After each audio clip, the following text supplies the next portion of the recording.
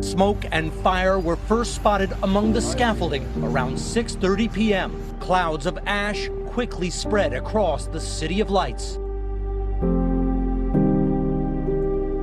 My first reaction was, it's impossible. It can't be burning. For me, the cathedral is a grand old lady.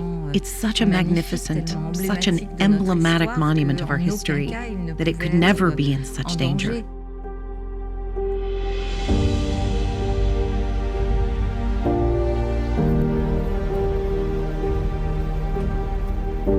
This work really is a prowess. Notre Dame has become a magnet that attracts tourists from all over the world as soon as they arrive in Paris.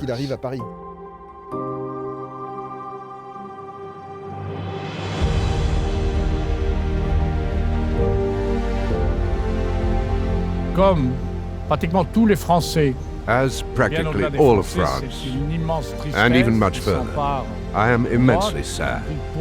I hope that we will be able to save this absolute masterpiece of humankind.